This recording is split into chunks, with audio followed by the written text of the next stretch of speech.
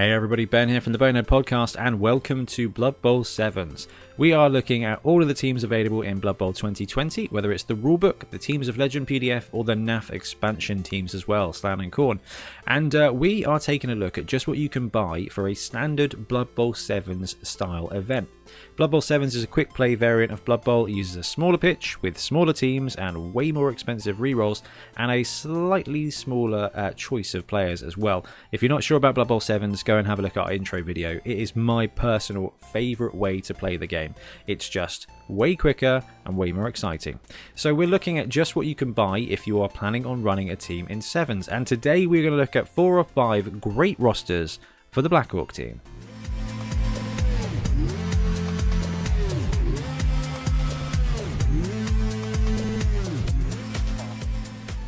So Black Orcs are another team that never existed before in Blood Bowl, so we are going to kind of get to launch them into Blood Bowl 7s for the first time ever, which is very exciting. So the Black Orc team in 7s has got a few strengths, and a few of those strengths is literally the strength. So the Black Orcs themselves are strength 4. They're movement 4, which is a little bit slow, but having that strength advantage and being able to take up to 4 of them, because in 7s you can only take 0 to 4 positionals, is a huge advantage in 7s. If you watch the first series of 7 Super Series, you'll know that the Chaos team, which, spoiler alert, ran a few Chaos Warriors, did pretty well. Now, the Warriors have a better agility than the Black Orcs, but they're also more expensive. So being able to take Black Orcs here at strength 4 is going to be useful. Very useful. Brawler and Grab is no good on the Blitz, so that's going to be a kind of counteracting point, but if you start your turn in base contact with a Black Orc, it's going to be an interesting turn, because Brawler and Grab is going to mean that they are going to be able to reliably 2-line block you wherever the heck they want. Now, to back that up, I actually do think that the Goblins are a point of strength here on the Black Orc team. They're movement 6, they've got Stunty, which means they are dodging 3+ into almost everywhere, and although they are stunty and have armor 8+, they also are armor 8+, which is as good as some teams' linemen anyway. They've got the stunty on one hand, but they've got thick skull on the other, which basically means they are almost as undestroyable as a lot of chaff linemen. So you kind of get the benefit of movement 6, edge 3+, invincible dodging rerolls, with not a lot of downside here. That thick skull makes up for stunty for the most part. Weaknesses is that this is a pretty darn slow team. The best players in this team realistically are your Black Orcs, and they are movement 4. You've got the option of a big guy as well, a troll, and he's also move 4. So your big guys here are a slow moving team, and in 7s that can be a little bit painful. I do think it's kind of counteracted by the sweet movement 6 stunty benefit of that goblin roll though. They have no block. They do have Brawler, but Brawler is no good on the Blitz. So I love it in 11s because you've got the line of slaughter, the line of scrimmage, so you're going to get some free blocks. You are definitely going to get to block with your Brawlers. In 7s, where you start apart, there is going to be no free blocks. So Brawler is going to be useful when the scrum happens, but it may not always happen. And the fact that this team has no sure hands either is going to hurt them. You tend not to get a lot of skills in 7s. Now this is a tier 2 team, so you should see a little bit more access most of the time, but it means that you don't have those skills to fall back on. So this team, a lot of strength, not a lot of speed, not a lot of skills, but I think it's going to be a brawler of a team. And talking of brawlers, the first roster we've got for you is the 4 Brawler Apo. So this roster comes in at 590. Now all of these rosters are going to come in somewhere kind of between 560 and 600. So there will probably be a little bit of spare cash. I've left that open to you. You can use it to kind of change a positional potentially, but also it's up to you whether you want assistant coaches or dedicated fan factor or whatever, depending on the format you're playing. Most 7s events are resurrection, so I would recommend assistant coaches. Gives you the best opportunity to swoop in and take a reroll depending on the kickoff. So could be really useful, as rerolls are twice the price in 7s that they normally are. So going to be very prohibitive when it comes to building your team. This roster is real straightforward. You get 4 of the big guys. You get 4 Black Orcs and 4 Goblins. So it does actually give you a bit of flexibility whether you deploy with 3 Black Orcs or 4. So if you need a fast couple of turns, then actually it gets you the opportunity to just swap out one movement 4 player for a movement 6 3+ stunty player. that's going to be some pretty good use. And if you're playing against a slower team that's going to be coming to you, then 4 Blackhawks, just being able to put them in spot to start smashing away with Brawler and Grab, that is going to be horrible to walk into for your opponent. Blackhawks also make pretty decent linebackers. 7's pitches are 11 squares wide. These guys can move 4, so you're looking at a window of 5 squares left and right with 2 go-for-its for a blitz. Risky, but it does mean that they individually can cover the entire pitch, basically. So having 2 as your safeties means that they are going to be able to blitz somebody at strength 4. This roster also has enough spare cash to take an extra Goblin or an extra Apothecary. Now, I like the Apothecary in this build because it means if you do go a Black Orc down, you've got a good opportunity to bring it straight back in again. But if you are the kind of player that wants to foul a lot, you can just take an extra Goblin perhaps, so that if one gets sent off, you're good to go. Or you can even trade that in for a half-price bribe, because this team does get those. So as you develop your team, depending on the league format, it will be interesting to determine whether or not you want to go for the bribe or not. If you're thinking about taking Pile Driver on 1 or 2 of your Black Orcs, then actually that Apothecary for a bribe might be a pretty decent way to go. Skills-wise, they do start with Brawler. This is the Black Orcs. So in standard 11s, I think that's enough of a combat skill. In 7s, I think you need at least 1 to have either Juggernaut or Block. And the reason for that is because you are going to get an opportunity to blitz with basically whoever you want to in 7s most of the time.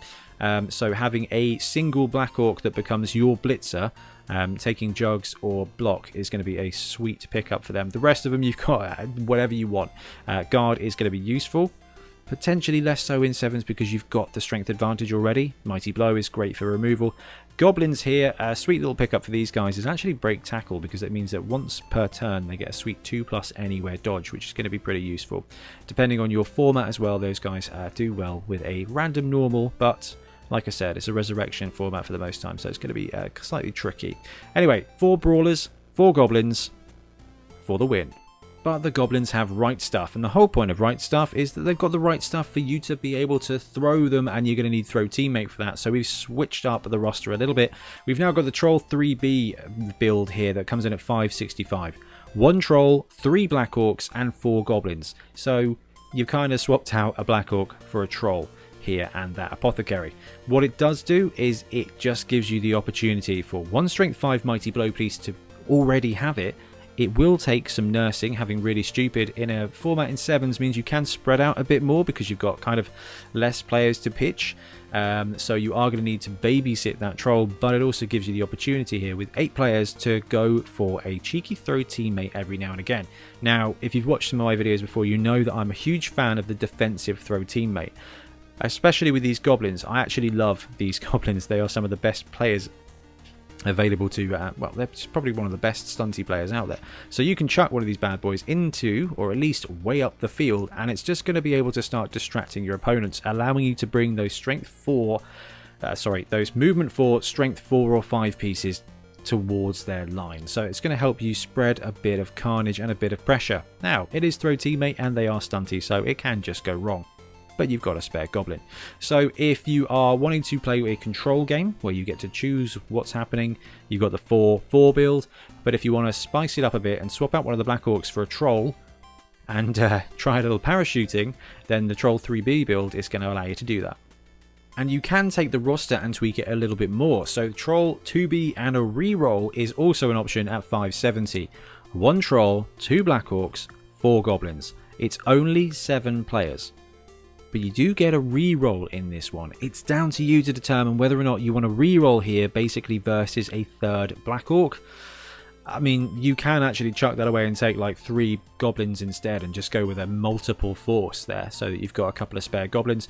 But the idea here is that you can do what we just spoke about. You've got 2 Black Orcs to play linebacker, or really just to punch a hole wherever they want to go. You've got the Goblins there to follow up. You've got the Troll to do the big stuff, including the Throw Teammate. And you've got a reroll once per half that will save you. It is an option. I don't like this one quite so much, but it is going to mean that once per game you are really going to be able to get away with doing that one thing that you need to, especially if you save that reroll, and that can be massive in 7s. In 7s, using a reroll successfully is going to feel like 2 turns, okay? Because that that turnover is going to end your turn immediately, and if you've got a reroll, it's going to feel like you've taken 8 turns versus your opponent's 7, and I don't need to tell you that that can be the difference between winning and losing a match. So you can take that reroll. It's going to come in at 570. It's going to cost you a Black Orc though.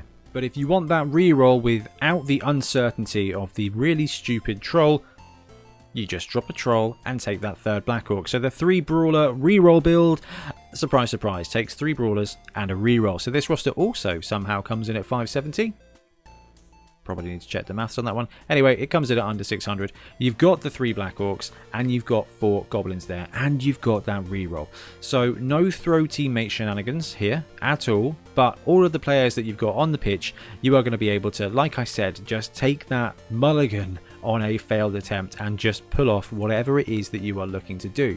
So you kind of got an interesting mix here with the Black Orc team. You can take a ton of players and just rely on the dice. You can drop a player, basically. You can drop one of your key players and take that reroll. So it's going to be down to personal preference as to whether you want more strength and stuff on the pitch, or whether you want less stuff on the pitch, but actually once per game they're going to do it a little bit better. I'm 50-50 on that one. Rerolls can be key in 7s, but once that reroll is gone, the more team value you've got on that pitch, the better. And we had to do it. We had to roll it out. So we've got a 2 reroll Goblins build here. This one comes in at exactly 600. And you can just take 8 Goblins and 2 rerolls and just go stunty mad. I think the maths works out that you can drop 2 Goblins and upgrade your... no, you can't. You can't do it without losing a reroll. Anyway, 8 Goblins, 2 rerolls. You are going to be able to pull off most things. This is the roster for the kind of player that loves doing cheeky 2-die or 1-die blocks and have them work out. Being Thick Skull, having armor 8+, these Goblins are pretty resilient for strength 2 players. And having that stunty anywhere dodge means that they are going to be able to break through and assault whoever they want. If you use those rerolls wisely, this roster, I think, can overperform. But it is kind of a meme list, which is why it had to be mentioned, because there are going to be some of you out there who just want to go pure Goblin power, and you can totally do it. I don't think it's going to be as good, but it will be quite entertaining. So I'd like to finish the video by looking at the roster that I would probably take out of all of these. It is a really difficult one to choose between the 4-4 build and the Troll 3 Black Orcs. What 7s gives you is it gives you the opportunity to play the team in 45 minutes. So if you want to get the full Black Orc experience, I actually think you need to take the Troll. You need to take that Troll because every now and again a throw teammate option is going to be really good for you. It's going to take a little bit of herding, but having a strength 5 mighty blow piece gives you the opportunity every now and again to go for a cheeky bit of removal. And the fail case here is actually it just becomes a piece of strength 5 terrain that your 3 Black Orcs and your other Goblins can just maneuver around. The thing is, in 7s and in Blood Bowl in general, your opponent has to come to you.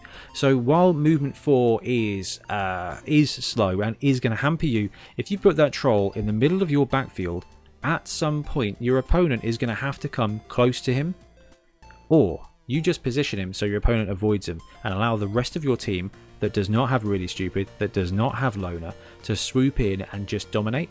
If that Troll distracts 1 or 2 players, you're kind of winning from a numbers point of vantage. So it does all that, plus I love to parachute defensive throw teammates, and on a 7s pitch it's going to be quite entertaining, because if you throw that Goblin and it distracts a couple of players and allows the rest of your team to apply their strength advantage, because even with 3 Black Orcs you are going to be stronger than the majority of the teams out there. Chaos potentially is probably going to be the only other team that's going to be running as much strength 4 or strength 5 as you. You're going to have the strength advantage. Goblins are decent with edge 3 and they've got good movement.